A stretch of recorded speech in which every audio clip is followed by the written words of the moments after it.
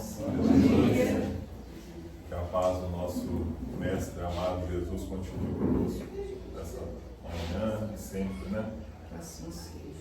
Hoje a proposta da casa foi a gente trazer algumas reflexões sobre um tema que está lá no Evangelho de João, que são as bodas de Caná. Então, eu não sei se todos se lembram, as bodas de Caná estão registradas só no Evangelho de João. Elas não, nenhum outro evangelista trouxe registro sobre essa passagem, que faz Kardec até trazer umas ponderações que a gente vai ver aqui sobre esse tema.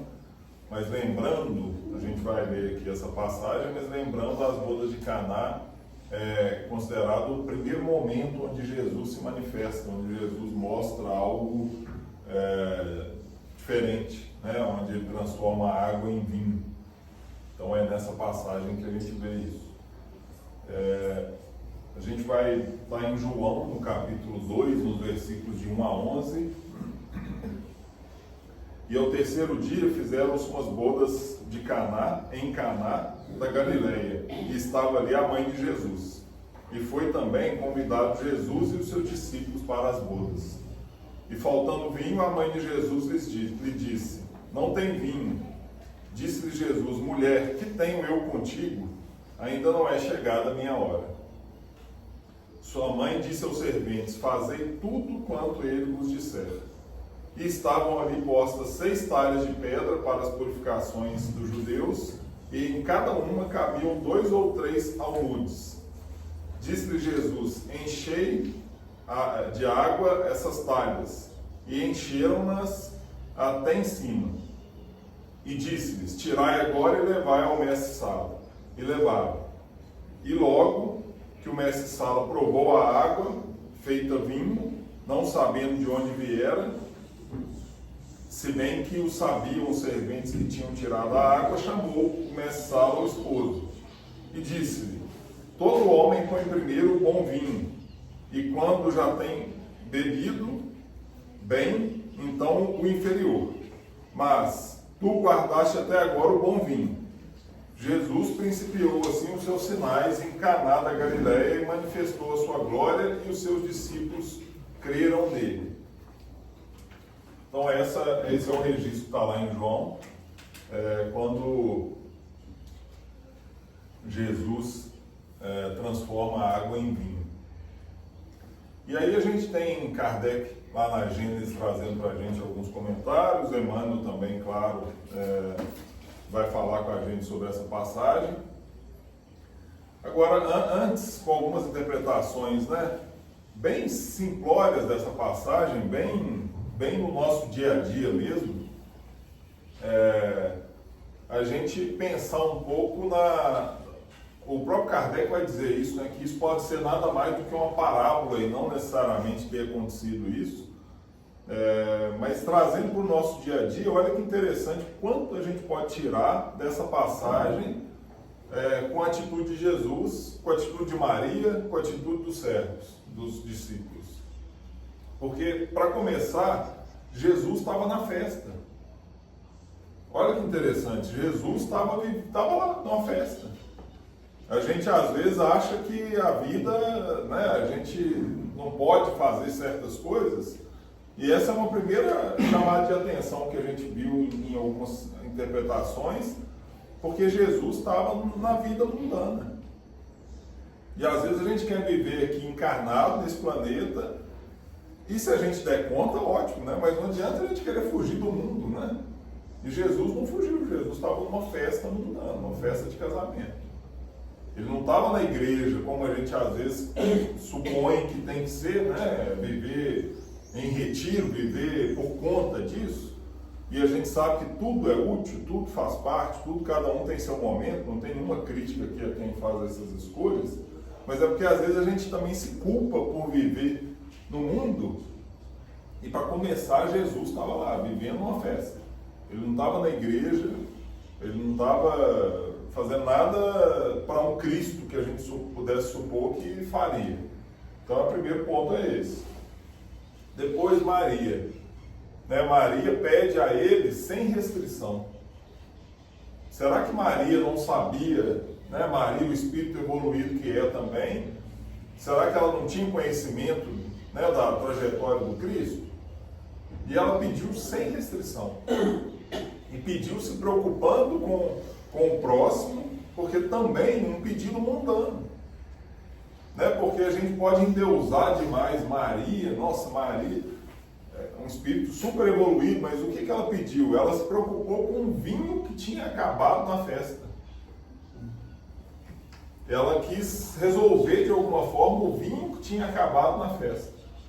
E ela recorre a Jesus, sem restrição, sem pensar. E Jesus, como temos outros registros no Evangelho, firme, né? Firme, dizendo que não tinha chegado a hora dele ainda. Mas ela não quis saber, ela foi lá e pediu. E aí Jesus, sendo firme e ao mesmo tempo seguindo o pedido de uma mãe. Né? A prece das mães, né? A gente sabe o poder que tem a prece da mãe, e Maria começa isso lá nas bodas de Caná. Um pedido que ela faz a Jesus de uma coisa mundana, simbólica, claro, tudo no Evangelho tem um grande simbolismo, simbólica, mas pedindo a Jesus, se preocupando com o vinho que tinha finalizado, que tinha terminado na festa. E aí, olha que interessante, Jesus, Maria, nos dá uma lição que a gente tem eu tenho muita dificuldade, né? Às vezes a gente escuta, a gente tem um privilégio de escutar diretamente a espiritualidade, traz orientação, fala com a gente abre as lições de Emmanuel, tem um monte de coisa que é direcionada para nós e a gente ainda assim muitas vezes tem dificuldade. Mas olha só o que Maria fala, só segue a orientação dele. Fazer tudo o que ele pedir. Sem questionar. Sem questionar. Porque supostamente, né, a gente, no nosso racionalismo imenso, na hora que alguém fala, acabou o vinho, então pega aquelas vasilhas de água e traz para cá. O que a gente poderia fazer de cara? E para quê? O que você vai fazer com essa água? Acabou foi o vinho, você não entendeu? Não é a água, é o vinho. E a Maria recomenda o que a gente até hoje ainda está patinando. Né? Fazer tudo que ele pediu. E aí Maria dá para a gente uma lição que a gente até hoje está tentando aprender, está tentando seguir. Porque o Evangelho a gente tem as lições do Cristo, a gente tem a doutrina que esclarece para nós, que tira um véu imenso e esclarece para nós com muito mais clareza ali das lições. A gente tem a bênção de ouvir muitas vezes diretamente da espiritualidade as orientações e ainda assim a gente questiona, né? Será que é isso? Será que é aquilo? Não, ele falou, mas não concordo, não é isso. A gente abre uma lição, pede ajuda, aí abre uma lição, sai a lição, não, mas essa lição não é para mim não, essa lição é para minha esposa, essa lição é para não sei quem, aí faz o culto lá, aí culto lá, sai a lição, não, mas tá vendo? Essa aqui é para você, ó, faz isso o tempo todo. Né? A gente reluta em seguir o que às vezes a espiritualidade está gritando para mostrar para nós. E Maria traz uma lição muito bacana que é segue o que ele fala. E aí a gente poderia até pensar, né? Mas é claro, Jesus, né? A gente seguiria. Será? Porque lá ninguém sabia quem era Jesus ainda. Até aquele momento ninguém tinha noção. Ninguém sabia quem ele era. Ela só se entregou. E o bacana, os outros também se entregaram. Porque, é claro, sabendo hoje quem é o Cristo, se ele tivesse dando uma orientação diretamente, talvez algum de nós seguisse, né? Porque ainda assim é capaz da gente ainda titubear.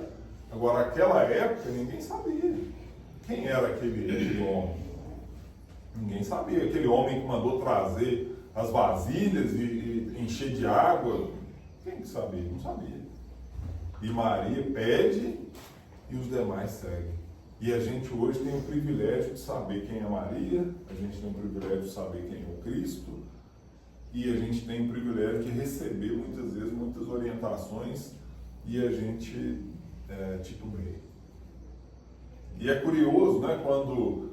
Alexandre, e muitas vezes a gente segue de acordo com as nossas conveniências. de acordo com as nossos querer, nossas barganhas. É isso aí. É porque Não a gente fala traz de o isso, problema e já traz a solução, né? A gente é bom em dar a solução. Do jeito que a gente quer. A parte que é incômoda para nós, a gente costuma desconsiderar, né? Só que a gente esquece que a gente pede de acordo com nossos caprichos. Sim, E é atendido de acordo com nossas necessidades. é verdade. Aí, Né? E aprofundando ainda mais nisso, a gente tem que lembrar que antes da gente vir, a gente implorou por essas oportunidades, né? E muitas vezes a gente passa lá no departamento reencarnatório e pede muito mais. E a gente pede tudo de uma vez. Quero vir com problema financeiro, amoroso, físico, e aí eles mandam a gente com uma unha encravada e a gente toma bom. Muitas vezes é isso, porque eles sabem, eles não vão deixar a gente. Quando a gente desencarna, a gente toma consciência. Então, meu Deus, eu quero quitar a fatura logo, quero resolver logo. E aí eu quero, não, me coloca com o meu inimigo, deixa eu casar com aquela que me traiu 20 vezes, e aí pede tudo. E aí eles falam, não, calma, vai só com essa coisinha aqui. E a gente ainda chega aqui, aí esquece das coisas. E é interessante porque quando foi proposto esse tema, né, eu sempre digo isso, que esse tema é para quem está aqui falando, né, não é para vocês. Normalmente quem prepara é que vai tomando uns tapas de luvas ali em relação a isso, porque é isso, a gente passa por dificuldades, por momentos, e aí a gente pede orientação, a orientação vem e a gente titubeia. E aí, nesse caso, Jesus, que não era conhecido, mas dá uma orientação, e a fé, quando a gente fala em fé, é isso, né? É a gente colocar o pé antes de ter o chão. E foi isso, de certa forma, que eles fizeram. Se alguém pedir a gente para pegar água porque acabou o vinho, provavelmente a gente vai começar a fofocar um com o outro. Esse cara tá doido, por que ele está mandando a gente fazer isso? Pegar água, acabou, foi o vinho, né? E lá o que relata, e é claro, tem toda a lição envolvida nessa passagem, é o quê? Ir lá e pegar água para poder fazer o que foi pedido. E Maria orientou isso, né? E os servos, e aí finalizando essa parte, né, os servos, eles fizeram também o que a gente precisa aprender. Maria confiou. Olha que interessante, a gente pede e muitas vezes, é claro, a gente não ouve a resposta diretamente. Maria não ouviu diretamente, ela ouviu o contrário, ela ouviu que na hora dele não tinha chegado ainda. Mas o registro aqui ela pede e já orienta os servos a fazer o que ele pedisse. Né? Então ela já confiou assim, ela já pediu e falou, gente, faz aí o que ele mandar, tá? Mesmo ele tendo falado que não tinha chegado a hora dele. E esse o exemplo de fé. Né? O Evangelho tem isso, e às vezes coisas muito pequenas. Olha, uma passagem com 11 versículos dá para a gente uma lição assim, da encarnação.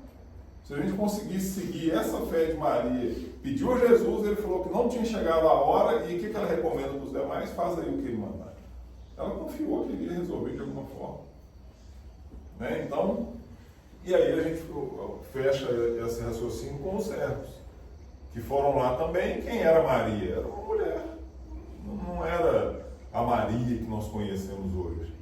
E eles foram lá e confiaram, e seguiram, e fizeram o que ela pediu para ser feito.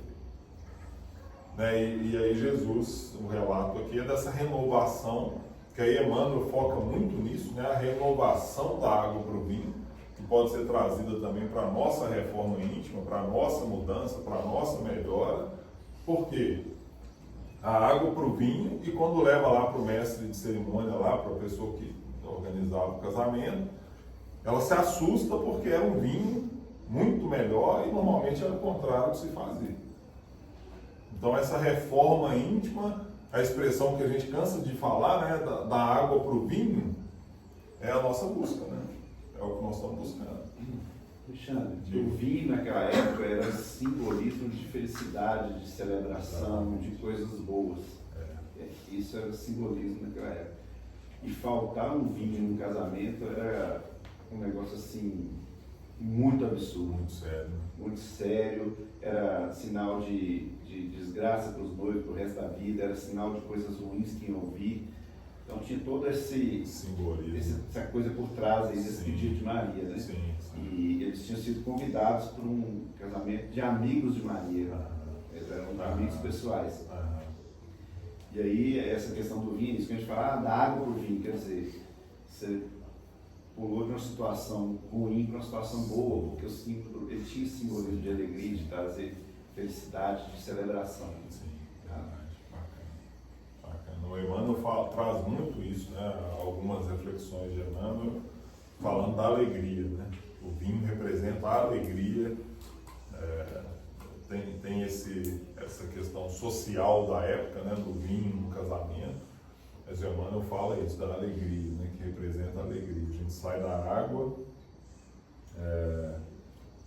eu até trouxe aqui, a água é um elemento simples, né? O cotidiano, e aí o vinho é a alegria realmente, a mudança. Então, esse simbolismo também, né, dessa passagem do água para o vinho, é isso. E quando a gente... E só pegando uma carona nessa fala, é interessante também a gente abrir a possibilidade do leque de interpretação, porque essa transformação ocorre num vaso físico.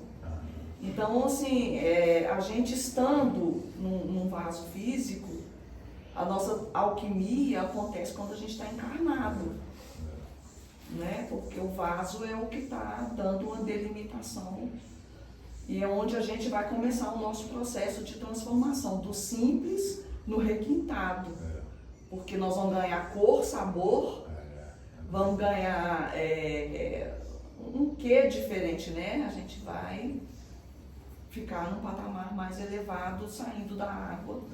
E o vinho também tem uma utilidade muito grande, né? Sim. O vinho é mais útil. Pois é, o vaso, se fala muito nisso, né? O corpo físico é o vaso para a gente poder fazer essa transformação realmente, essa evolução. E é onde a gente mais evolui quando estamos encarnados realmente, né? E não na erraticidade. Então, tem muito simbolismo, né? A gente pode trazer muita coisa aqui. E aí, quando a gente vai na Gênesis, eu achei interessante a fala de Kardec naquela parte dos milagres, que a Gênesis traz os milagres, e aí é o capítulo 15, e aí no item 47 fala do milagre, do suposto milagre das bodas de Caná. E o Kardec faz uma ponderação, uma provocação, na verdade, que é interessante, porque ele fala o seguinte, que foi um evento de baixa notoriedade, porque só foi registrado em um evangelho.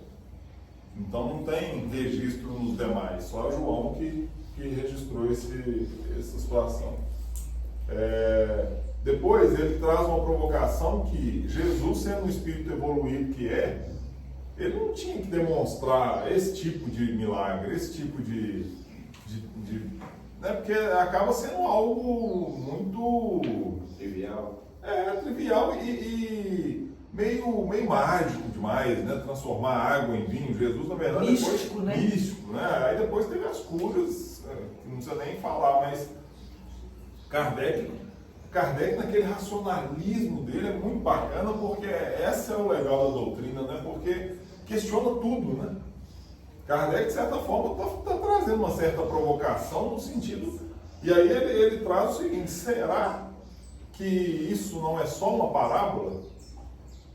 Kardec questiona, e não que deixe de valer.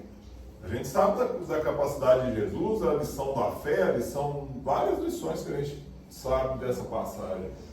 E ele não está falando isso para desmerecer, obviamente, mas é bacana ele questionar, porque realmente ele fala, só está registrado em um evangelho. É algo muito mágico ali. Então, e se a gente considerar que isso é só uma parábola do Cristo, mais uma história registrada no Evangelho e não necessariamente é uma... Mas não entra no processo de materialização?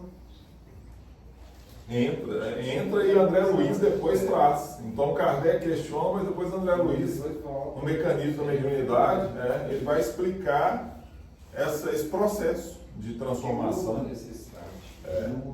Exatamente. Quer ver o André Luiz? Aqui, André Luiz, Mecanismo da Mediunidade, no capítulo 26, ele fala: iniciando a tarefa pública na exteriorização de energias sublimes, encontramos-lo em Caná da Galileia oferecendo notável demonstração de efeitos físicos, com ação à distância sobre a matéria, transformando a água em vinho. Então, Kardec faz esse questionamento e, como Samuel está lembrando, é uma transformação, material, e o André Luiz depois vem e traz para nós. E aí, de certa forma, com essa fala de André Luiz depois, anos depois, para mim fica claro que não tem nada de parábola, realmente foi um acontecimento da época.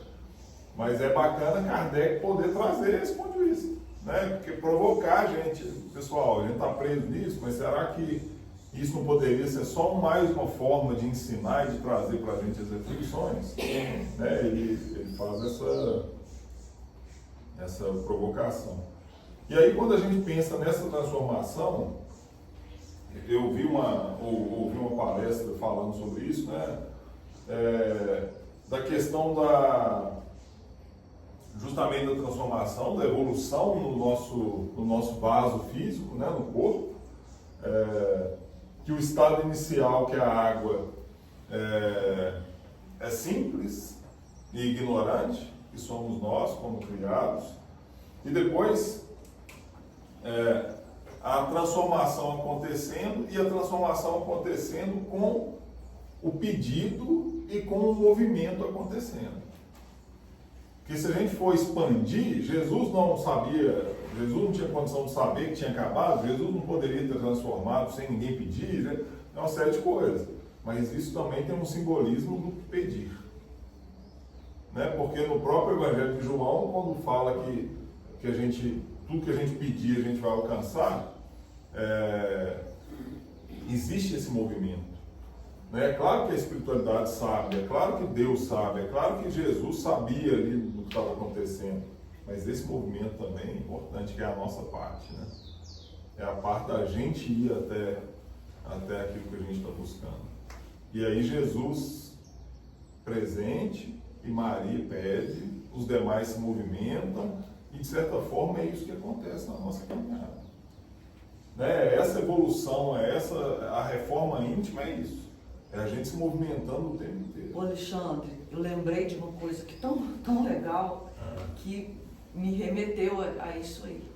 Lá no Centro Espírita Luz e Humildade, o seu Paulo, que é o dirigente, ele sempre dava início a todas as reuniões. E ele falava assim, em nome de Jesus Cristo e por intervenção da Virgem Maria, nós damos por... Ele nunca deixou de falar essa frase, nunca. No entanto, hoje isso ficou tão marcado em mim que eu sempre começo minhas preces falando que o seu Paulo ensinava pra gente lá. E aí pode caber também a gente entender que o nosso processo de alquimia acontece com a intervenção de Maria também, né? Não é? Em que parece que muita gente nem acredita tudo. Mas ela pode estar ali nos processos evolutivos, ativamente, pedindo por nós, né? Intervindo. A gente sabe da grandeza desse espírito, né? Então, realmente, o Emmanuel traz uma passagem falando sobre a preocupação de Maria em ajudar, a preocupação de Maria em resolver alguma coisa mesmo que fosse ali material. Então, sem dúvida, esse intermédio eu nunca deixo de recorrer a ele também não.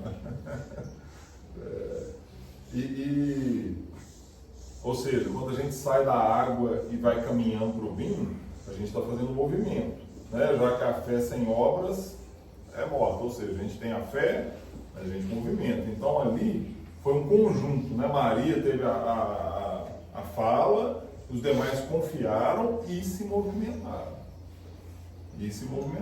Trouxeram as vasilhas, encheram de água e colocaram para que fosse feito o que aconteceu. Então, e aí a falta do vinho, né, a gente pode considerar, até pela importância social que o Toninho lembrou, a gente pode pensar na desesperança, né? A gente faltou o vinho, a desesperança, acabou o vinho no casamento no contexto daquele. É a hora que muitas vezes a gente cai, é a hora que a gente às vezes anima, é a hora que não tem aquilo que a gente esperava que tinha que ter. Então a gente acaba baixando a guarda, baixando a fé, e aí Maria vai lá e ensina para nós. Não, vamos pedir e já vamos preparar. E essa é a fé, né? Ou seja, quando a gente fala da fé ser colocar o pé antes de ter o chão, foi isso que ela fez. Antes de Jesus falar que faria, e falou que foi o contrário, ela já considerou, pode arrumar aí que vai acontecer. Já viu aquela história do padre que convocou uma missa para vir de chuva? Não. Ele Compartilha num lugar muito seco. Ele convocou todo mundo, vamos para a igreja domingo que nós vamos rezar lá para chover. E foi todo mundo para a igreja.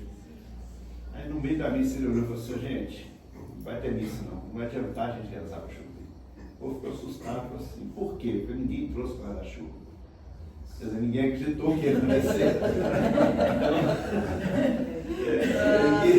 É mais ou menos isso aí.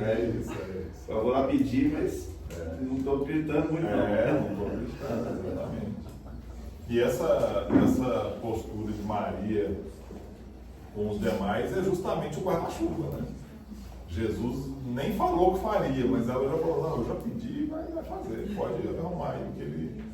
E é isso, né? A gente precisa... E aí o vinho, a gente pode entender realmente quando o mestre oferece a melhor parte, porque na hora que leva para o mestre de cerimônias e ele fala, mas estranho, normalmente o noivo serve o melhor vinho no início e quando as pessoas já estão embriagadas serve o pior. E aí a gente pode pensar que o mestre sempre nos traz a melhor parte está no final, né? No final daquela jornada, a gente sabe que somos espíritos, não vão ter fim, mas aquela jornada que a gente está passando, o melhor está sempre reservado para nós. E a gente desconfia, né? A gente não consegue muitas vezes sintonizar com isso, mas a gente pensando também que o melhor vinho foi trazido, foi transformado para o final ali, a gente pode pensar também que o melhor nos aguarda. Por isso que eu disse a vocês, né, que serve para quem está aqui preparando e falando, porque a gente passa por tribulações e aí quando a gente pensa nisso, dá até uma vergonhazinha, eu vou ali falar isso, mas eu não estou conseguindo, né? Eu não estou conseguindo viver dessa forma, mas vamos lá, hein? Vamos falar para ver se a gente escuta mais e passa a praticar mais. Mas é isso, no final está sempre reservado, o melhor está sempre reservado para nós. A gente não pode acreditar em Deus, se dizer cristão, pensar em Jesus e pensar diferente. Não podemos, não faz muito sentido a gente pensar que tem algo que não é bom reservado para nós. Esse é o princípio da evolução, né, Alexandre? Porque se você está num processo de evolução, é sinal que amanhã vai estar melhor que hoje. E hoje esteve melhor que ontem. É isso aí. Então, E somos espíritos em evolução. A gente não pode esquecer disso. O planeta está em evolução, mas o que é o planeta? O planeta somos nós. É o conjunto, nós não estamos falando do lugar físico. Não é essa a evolução, nós estamos falando de nós, espíritos que estamos aqui em evolução. Então essa certeza da evolução é que traz para nós, deveria, e deve trazer para nós essa confiança de que a gente tem algo muito bom reservado para nós. E a gente, é claro, lembrando que somos espíritos que estamos só começando. A gente está aqui no planeta nessa condição e tem muito ainda a avançar e evoluir. Agora, não podemos achar que termina aqui, senão realmente não teria essa evolução. E o vinho, o melhor vinho no final, pode simbolizar isso também. E aí, quando a gente pensa em Maria, como a gente já falou, mas é a vontade que aceita a direção do Cristo. às vezes a gente pede, como a nossa irmã trouxe, e a gente não aceita a direção do Cristo. A gente pede e não aceita a direção. Então, às vezes, a gente também quer pedir e já dá a solução. Nós somos bons nisso, né? A gente pede, mas já direciona, eu peço, mas eu quero assim, porque assim que é bom, assim que é... E a gente não está com a visão, a nossa visão é muito limitada. Muito limitada. A gente não sabe nem, né, se a gente puxar um relatório nosso das últimas encarnações, ainda assim nós vamos ter dificuldade de entender. Agora, com uma mera página de alguns anos de encarnação aqui, a gente não consegue, é impossível a gente entender tudo que a gente está passando, tudo que a gente passa e tudo que a gente vive. Porque é muito mais amplo que isso. Então, o confiar e aceitar a direção do Cristo é confiar realmente que essa direção é uma direção rumo à evolução, rumo à melhora, rumo a coisas melhores para nós. Essa é a provocação. E lá no livro Caminho, Verdade e Vida, Emmanuel traz através do Chico uma reflexão, que está na lição 171, que o título é Palavras de Mãe. E é justamente um comentário de um dos versículos dessa passagem que a gente leu, que é o versículo 5. Sua mãe disse aos serventes, fazei tudo quanto ele vos disser. E aí o Emmanuel traz para a gente as reflexões dele, né? O Evangelho é roteiro iluminado do qual Jesus é o centro divino. Nessa carta da redenção, rodeando-lhe a figura celeste, existem palavras, lembranças, dádivas e indicações muito amadas dos que lhe foram legítimos colaboradores pelo mundo. Recebemos aí recordações amigas de Paulo, de João, de Pedro, de companheiros outros do Senhor e que não poderemos esquecer. Temos igualmente no documento sagrado reminiscências de Maria. Então, ele está, como a gente falou já, né, ele está valorizando aqui, porque a gente fala de Paulo, fala de João, fala de Pedro, e ele está trazendo aqui a fala, para a gente não esquecer também das lições que Maria nos trouxe, né? Examinemos suas preciosas palavras em Caná, cheias de sabedoria e amor materno. Geralmente, quando os filhos procuram a carinhosa intervenção de mãe, é que se sentem órfãos de ânimo ou necessitados de alegria. Por isso mesmo, em todos os lugares é comum observarmos filhos discutindo com os pais e chorando ante corações maternos. O colo de mãe é diferente, né? A gente vê, às vezes, quando a gente tem ainda a mãe aqui encarnada, aqueles que ela já está lá no plano espiritual, e a minha está aí, a gente sente como é diferente o colo de mãe. E aí o Emmanuel traz com clareza, né? Às vezes a gente está discutindo com os pais e chorando ante os corações maternos. É o que perguntaram para o Chico, né? Quando foram fazer uma visita numa penitenciária, e aí disseram a Chico, aqui deve ter muitos obsessores, né, meu irmão?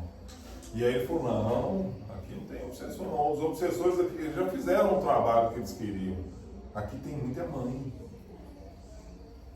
Né? Então o Chico, nos presídios, nas penitenciárias, tanto encarnadas, né, que a gente vê as visitas, a gente vê que a mãe nunca abandona o seu filho, mas o Chico traz esse relato.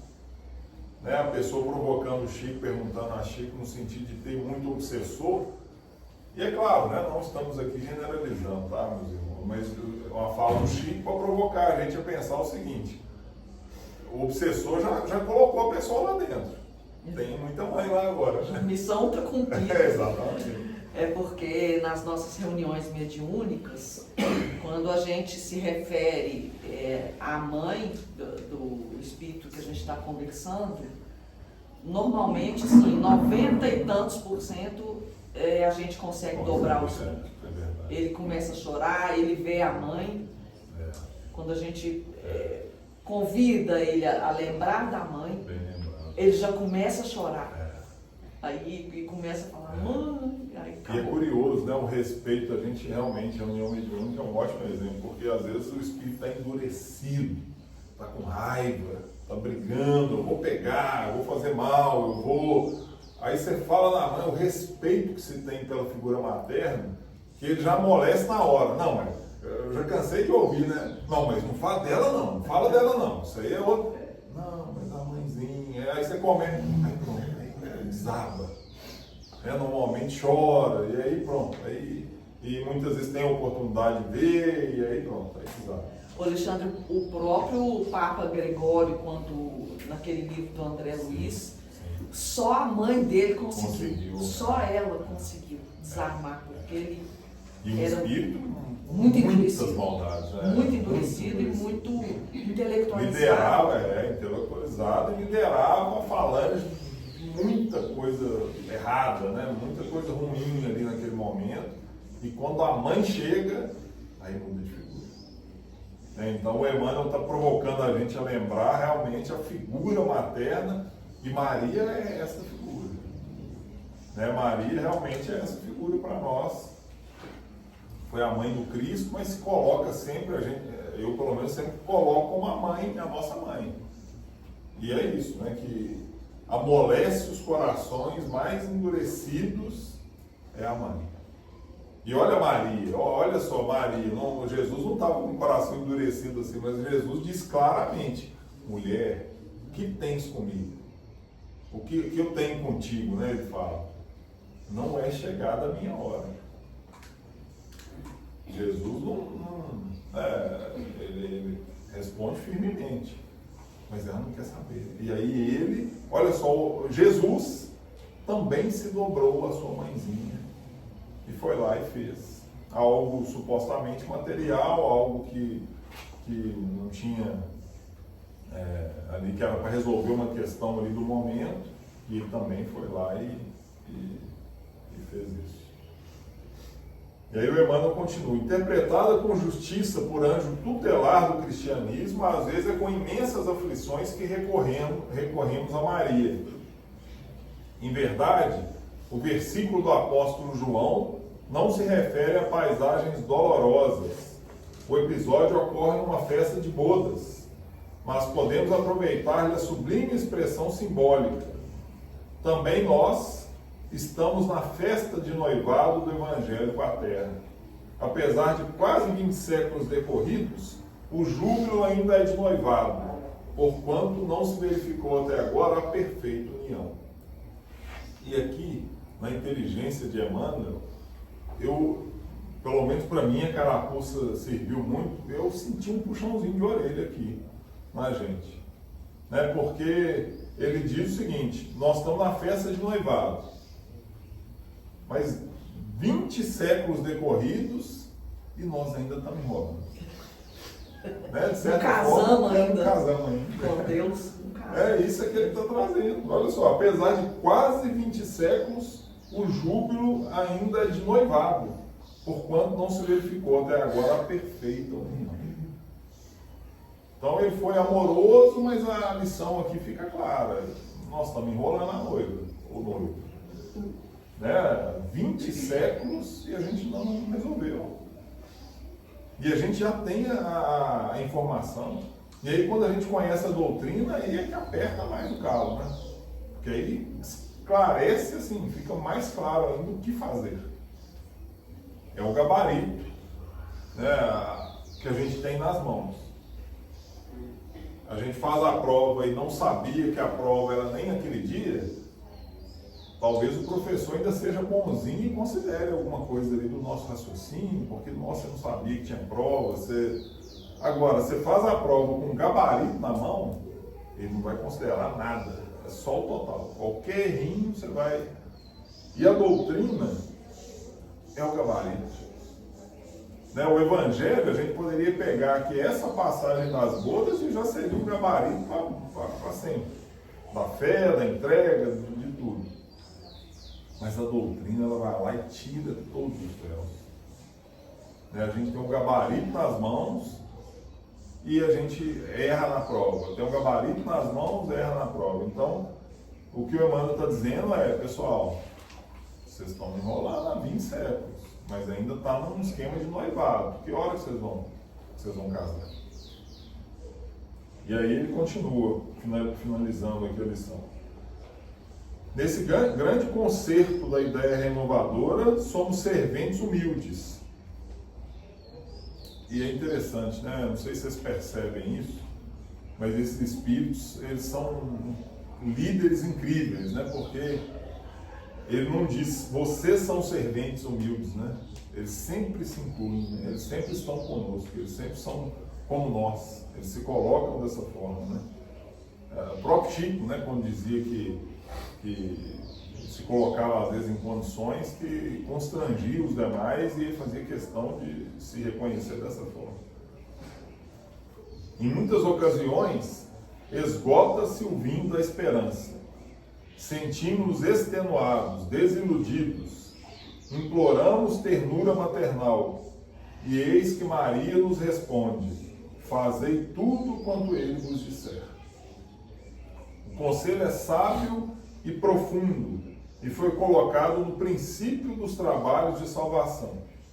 Escutando semelhante advertência de mãe, meditemos se realmente estaremos fazendo tudo quanto o Mestre nos disse.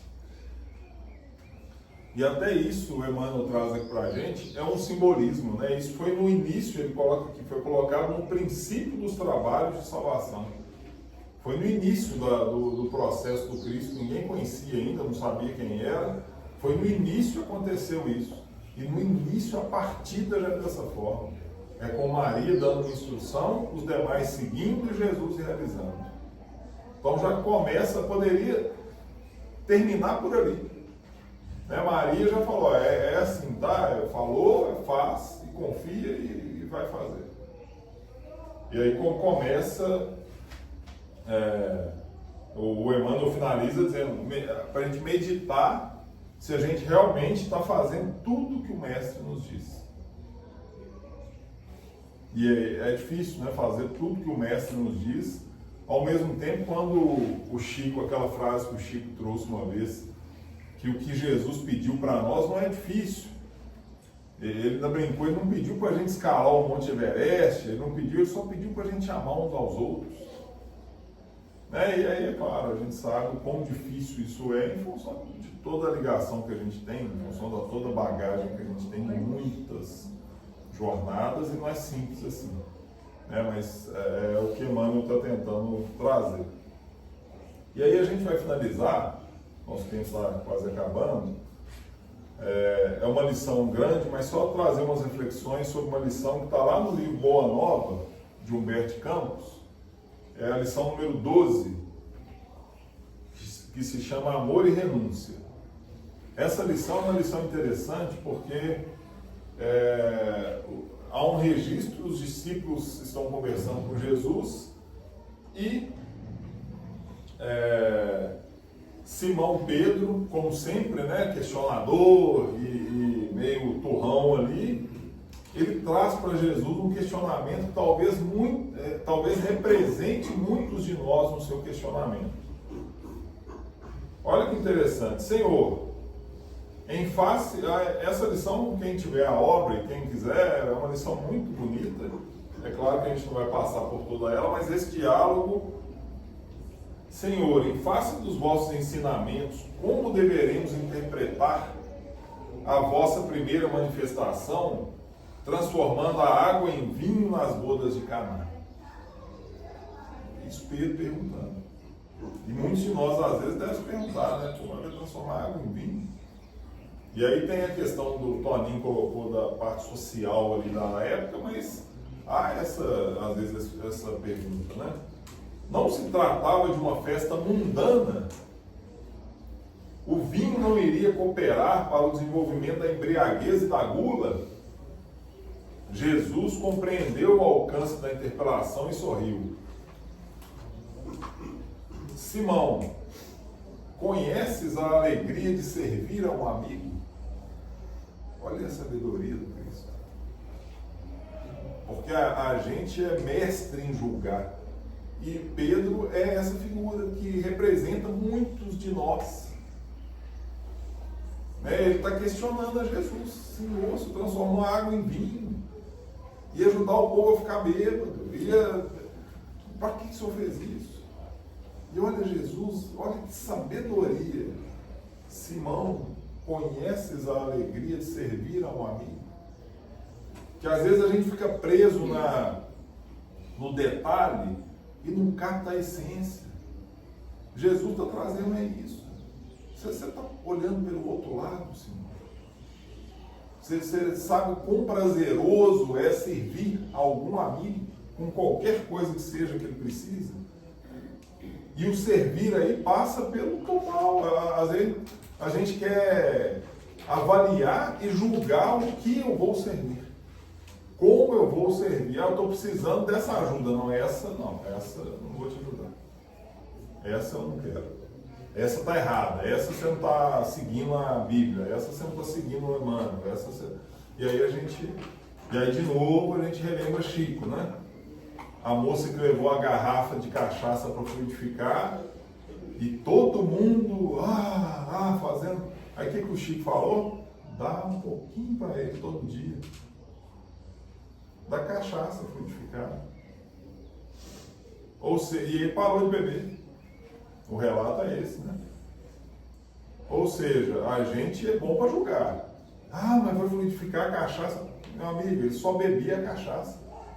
Ou fluidificava a cachaça e ele tomava, ou não fluidificava nada, não tinha. E aí o Chico não se compara a Jesus, mas um espírito com a evolução.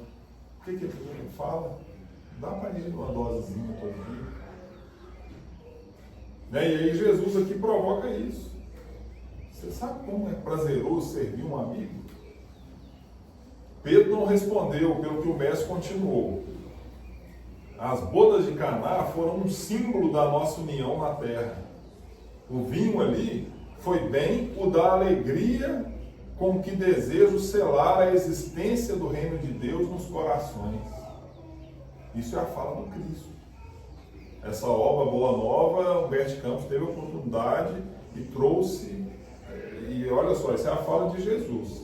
Estou com meus amigos e amo-os a todos. Os afetos da alma, Simão.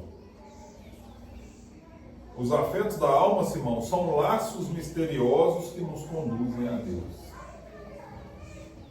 Olha só que frase profunda, né? E quem de nós nunca sentiu isso, né? Com quem a gente não tem, às vezes pessoas que a gente acaba de conhecer, amigos que a gente reencontra, né? São os reencontros. E olha só, os afetos da alma são laços misteriosos que nos conduzem a Deus. É misterioso mesmo. Porque tem gente que a gente acaba de encontra há pouco tempo e é um laço misterioso, mas que nos leva a Deus. E isso é o Cristo trazendo amorosamente ao questionamento de Simão. Saibamos santificar a nossa afeição, proporcionando aos nossos amigos o máximo da alegria.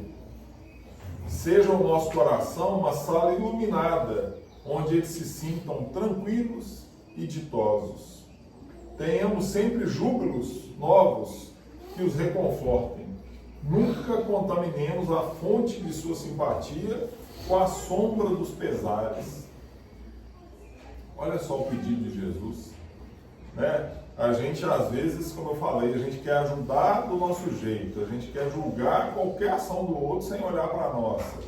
E aí Jesus aqui está dizendo o seguinte, que o nosso coração seja uma sala iluminada onde eles se sintam tranquilos e ditosos.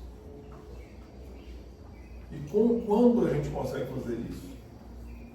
Muitas vezes a gente não consegue, mesmo com os amigos, mesmo com os familiares próximos, com o filho, com a esposa, com o marido, às vezes a gente não consegue transformar o nosso coração nessa sala iluminada. Por quê? Porque a gente às vezes está na escuridão ali do julgamento, né? do moralismo, né? A gente quer ser moralista. Estava esses dias para trás conversando com o Samuel, né? A gente tem que lembrar, o Samuel estava comentando, a gente tem que lembrar onde a gente vive, gente. Se a gente fosse todo mundo anjo e todo mundo perfeito, a gente já está aqui encarnado ouvindo o estudo domingo de manhã, não. Nós estamos num planeta desse, encarnado, imperfeito, Aí um carrega uma imperfeição, o outro carrega outro, um ajuda aqui, outro ajuda ali. Essa é a sala iluminada que Jesus se refere. E às vezes a gente esquece que está aqui. E quer julgar e quer considerar o outro errado. E sem olhar muitas vezes para dentro. Muitas vezes não. Sempre a gente deixa de olhar para nós e para o outro. Né? Então essa é uma fala, uma recomendação de Jesus. E aí, finalizando a fala do Cristo, para a gente finalizar também o estudo, as mais belas horas da vida são as que empregamos em amá-los, enriquecendo-lhes as satisfações íntimas. Então essa é a fala do Cristo, a gente finaliza, mas tentando lembrar disso, né? Se a gente pensar na fé que Maria demonstrou, na fé que os demais fizeram, e essa fala do Cristo, as mais belas horas da vida são as que empregamos em amá-los. Jesus a todo tempo está trazendo esse pedido. E a gente ser uma sala iluminada para os nossos amigos é uma missão que, se a gente der conta de fazer, a gente está pronto para galgar novos degraus. Ser a sala iluminada. Que muitas vezes nosso coração é o contrário, né? A gente sempre está com uma toga e julgando e dando sentença para todo mundo. E olha só o Cristo, ele poderia aqui ter dado uma resposta super moralista a Simão, assim como a mulher adulta em várias outras situações, mas ele não fez. Ele foi explicar, ele sorriu, como foi relatado aqui, compreendeu o alcance da interpelação e sorriu. Né? A gente, às vezes, uma dessas já ia querer brigar. Jesus sorriu. Pedro, você sabe como é bom servir um amigo. Né? Então, que a gente possa refletir sobre a fé, sobre Maria, sobre a entrega e sobre essa sala iluminada, né? Que foi um ponto que essa lição me tocou muito. Se a gente está conseguindo acender a luz do nosso coração para o próximo, ao invés de fazê-lo se sentir desconfortável, né? Ao invés de fazê-lo se sentir incomodado em vir ter com a gente, às vezes, os diálogos. Então, agradeço a atenção de todos, as vibrações, e que Jesus continue nos ajudando a iluminar os nossos corações. Né? Obrigado, pessoal. Nós agradecemos.